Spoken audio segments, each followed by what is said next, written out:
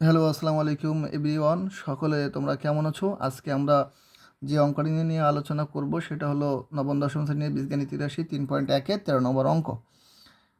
এখন আমরা অঙ্কটা শুরু করার আগে এই অঙ্কটাকে পড়ি। a plus two a b into two 3a plus two সিকে দুইটি বর্গের বিয়োগফল রূপে প্রকাশ করো। এই টাইপের অঙ্কে আমরা সাধারণত একটা সূত্র প্রয়োগ করে থাকি, সেটা হলো এবি এর সূত্র। তোমরা উপরে যে সূত্রটা দেখতে পাচ্ছ, আমি অলরেডি ওই সূত্রটা আগেই লিখে রাখছি। সেটা হলো এবি সমান সমান A plus B by two তার whole square minus A minus B by two তার হোল স্কোয়ার। এখন অঙ্কটা শুরু করব। সেক্ষেত্রে তোমরা নিচের দিকে খেয়াল করো। প্রথমে যে মানটা দেওয়া আছে এটাতে ধরি এ প্লাস টু এ বি সমান এক্স লিখছি।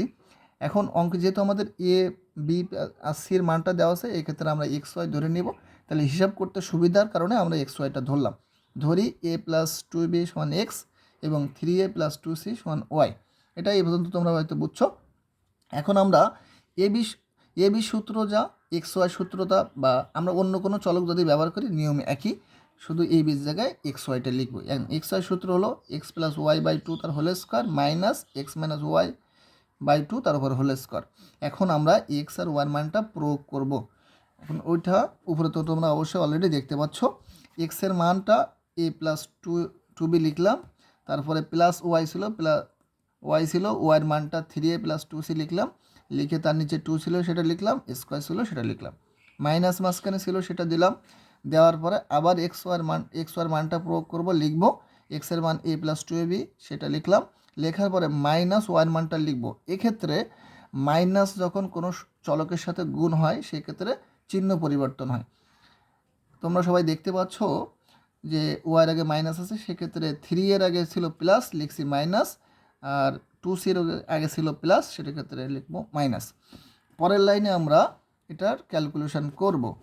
এখন তোমরা দেখো পরের লাইন 4a, এই যে 3a প্লাস এ যোগ করলে 4 হয়, এর সাথে এ যোগ বির সাথে বির সির সাথে সি, একই চলকের সাথে একই চলকের যোগ বিয়োগ হয়। এটা তোমরা সবাই অনেকেই জানো, আর না জানলে আজকে জেনে নাও। এর সাথে এ, বির সাথে বির, সির সাথে সি, একই চলকের যোগ বিয়োগ হয়। 3 আর এ যোগ করলে 4a হলো, 2b প্লাস 2c বসে গেল অলরেডি, কারণ ওদের সাথে কোনো যোগ বিয়োগ নাই। তারপরে মাইনাস ছিল, সেই মাইনাসটা বসালাম, 2b এটা আগে বসালাম। কারণ হলো এই এটা আগে বসাইতাম কিন্তু বসালাম না, এই কারণে মাইনাস 3 এর সাথে প্লাস এ যোগ করলে মাইনাস 2a হতো। সেক্ষেত্রে সামনে লিখলে একটু ক্যালকুলেশান বা দেখতে অসুবিধা হতো, যে কারণে পিছনে মাইনাস 2 এটা লিখছি। মাইনাস 2c ছিল সেটা লিখে ফেললাম। আশা করি তোমরা এটা বুঝছো।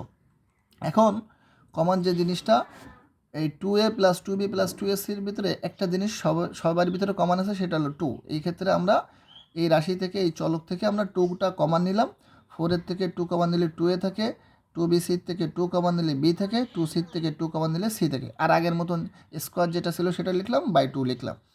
এই ডাইন পাশের চলকে 2b 2c 2a থেকে 2 কমন নিলাম, তাহলে থাকে 2b থেকে 2 কমন নিলে থাকে b, 2c থেকে 2 কমন নিলে থাকে c, এবং 2a থেকে 2 কমন নিলে মাইনাস এ থাকে।